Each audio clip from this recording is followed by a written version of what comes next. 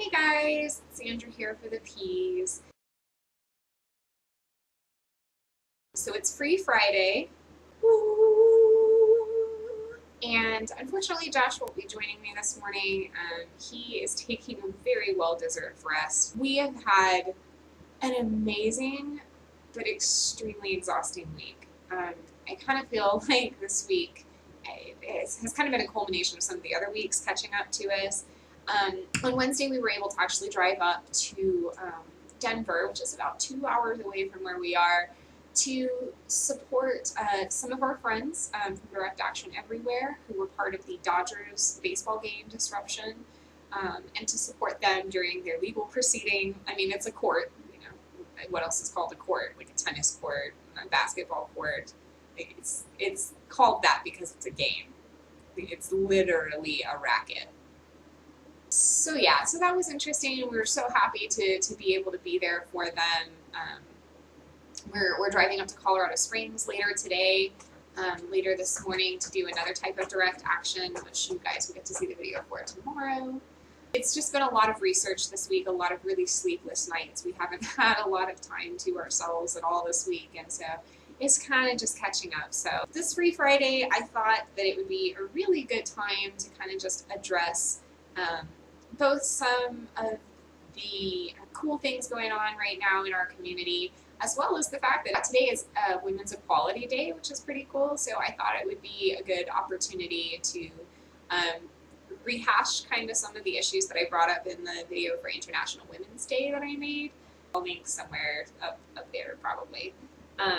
Sorry, this camera's weird. I really wanted to kind of give a chat about that because there's so much going on. You know, you have Anita's trial going on right now. She was part of the Toronto Pig Safe. She was the activist that gave water to a pig in the back of a live transport truck and was immediately confronted by the driver, who called her a dumb frickin' broad and essentially insinuated to her that these were pigs and not puppies, and therefore they were not eligible to be considered in our circle of compassion, or in our ethical construct, if you will. They were not worthy of ethical consideration, and so the police were called. She's currently facing a $5,000 fine and up to 6 months in jail, and yesterday was the second day of her trial. I actually pulled up an article from CBC Hamilton. Pigs headed for slaughter were in distress when Anita gave them water. It was written about 14 hours ago, so it's probably like the newest article that's out, or at least it's the newest one I could find, which talked a little bit about her actually, and her lawyer intending on, they haven't done this yet, but they are intending on showing a virtual walkthrough of a slaughterhouse in court, which I think is incredibly awesome and powerful. Most people in that courtroom don't understand her motivations entirely. Just like most non-vegans don't understand our motivations, and even some vegans don't understand. Once you truly grasp the concept that pigs are intelligent, non-human peoples, just like any other non-human animal, that they are non-human people and that they deserve their own rights, this becomes much more clear. And of course, knowing what they're facing when they get to the slaughterhouse has a great deal to do with that understanding, a great deal to do with the understanding of how they actually fit into the human system and the human construct.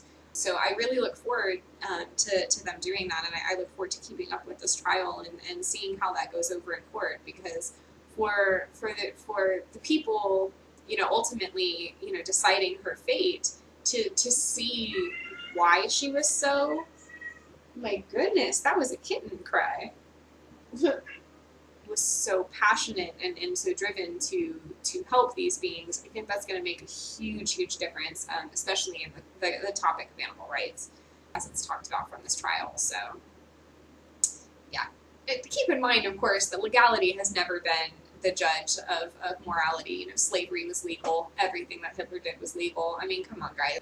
Court, you know, it's a game. It's the criminal justice system. It's justice for criminals. Like, it's utterly ridiculous. There is no letter of the law versus spirit of the law anymore. It's simply, okay, you were trespassing, okay, you have to pay this $150 fine. Like, it's all about the processing and the money, and it's ridiculous. So we'll make a whole other video about that. I'm not going to harp on that too much, but So Anita, we stand behind you. We want as many people to be talking about animal rights as possible. And so while this her story isn't quite as big as pea guacamole, at the same time it is being picked up by major news sources, and so it is really getting the conversation started. So her activism really has only become strengthened by this because there are so many people behind her.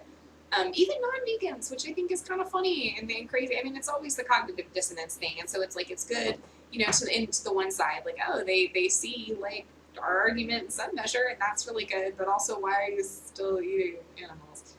I was looking at one of the comments on Facebook on one of the articles about her trial, and I mean, even meat eaters were saying, "Oh, it's crazy. I would still eat that pig, but she shouldn't be put in jail for trying to be kind to him." So it's interesting that you even have, from both sides of the camp, people saying like, "This is ridiculous. Like, compassion and kindness are never something to be made illegal," and yet that is, exactly what they're seeking to do.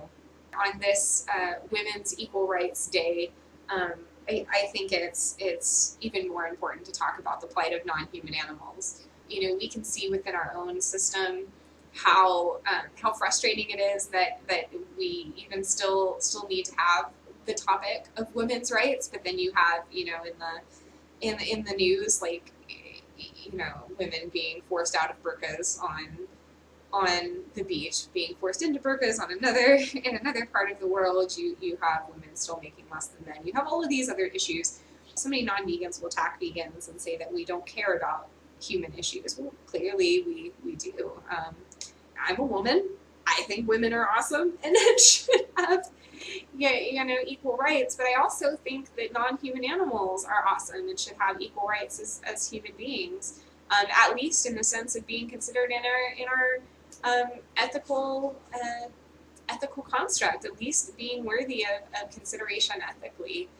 As a woman, of course I've been subjugated, by the patriarchy. Of course I've been subjugated by the male-dominated system, but not as much as non-human animals.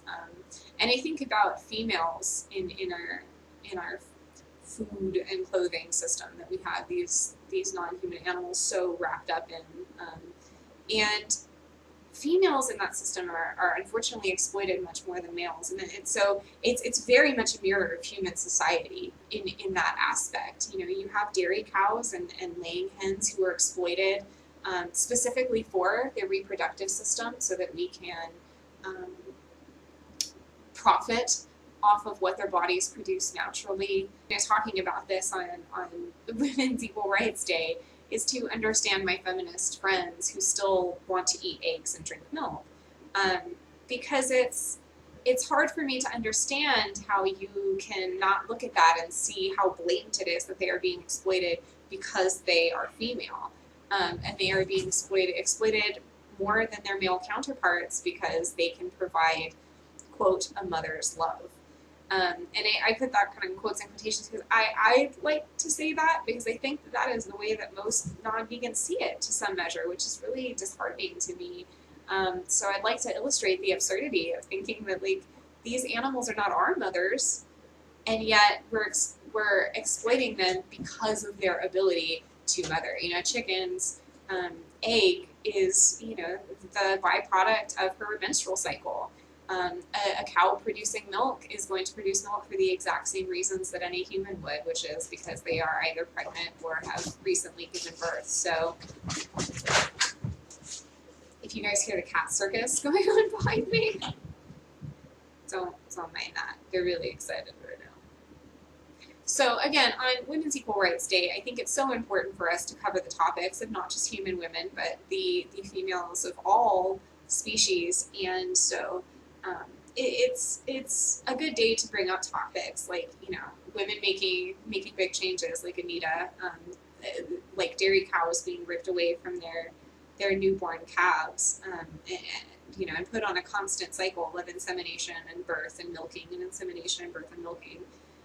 It's important to talk about these issues because we're trying to be inclusive, right? Like, you can't just talk about, there's so many people championing human women's issues, and I guess that's really what I'm trying to get out. There's so many people who champion women's rights, in the human camp, and we are not doing enough of that in the non-human animal camp. We need to be tying these things back in, because at the end of the day, we've all read the 2012 Cambridge Declaration on Consciousness, and if you haven't, it's one of the most incredible milestones for animal rights, because it literally outlines the fact that all animals are sentient. And so if they are sentient, although the document does not go into this, if they are sentient, sentience is the basis that we use for all of our moral judgments.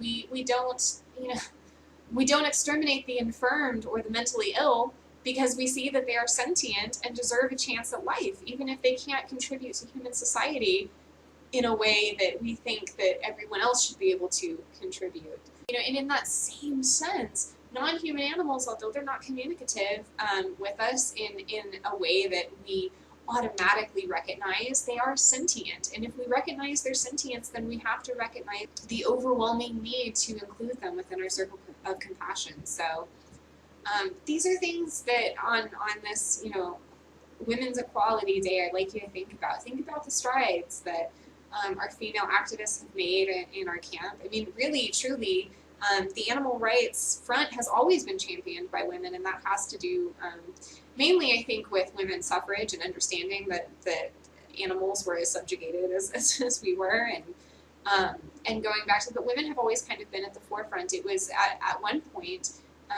in our movement kind of seen as unsavory for a man to champion something like women's rights, but it was very natural and normal for women to be doing it. So we have kind of always been leading the fight on animal rights. Now we have to concentrate our efforts and use this philosophy of feminism, which is much more widespread in our society now and much more accepted. We now need to use the same concept and apply it to non-human animals and say, if you can see why exploiting women solely for their reproductive capabilities or solely for their sexuality is wrong, then of course you can see why exploiting a non-human female animal for her reproductive system is also wrong, because she is just as sentient as the human female. So these are really, really important topics. I would love to hear your feedback on them. If you are a feminist and you still consume meat, eggs, and dairy, please tell me why. How do you justify that?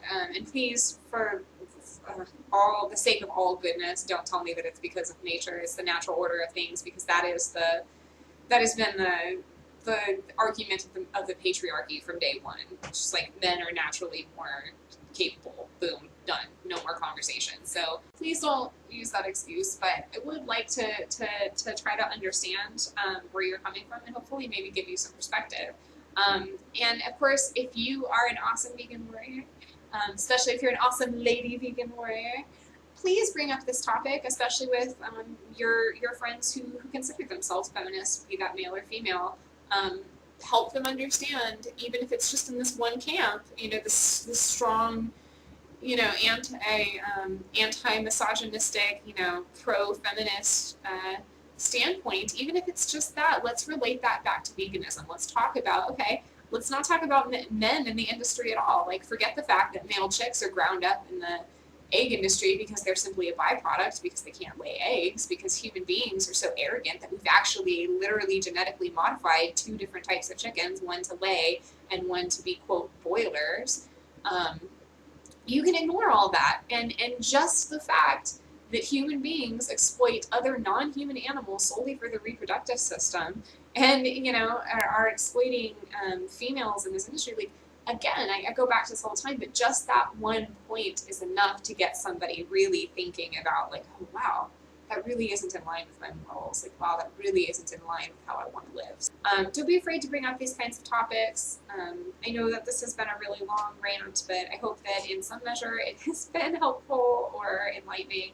So yeah, today on Women's Equal Rights Day, I hope that you guys are thinking about the non-human animals, the non-human mothers who are, not able to live a natural, normal life bonding with their offspring. And I hope that you continue to focus on Anita and her trial and what kind of huge implications this has for our movement. and that you keep living your awesome plant-based, positive powered existence. And we'll see you later. All right, guys. Bye.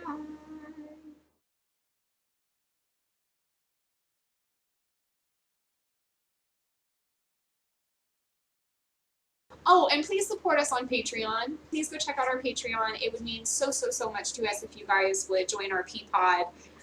You can earn rewards and get special content and all kinds of cool stuff. So, yeah.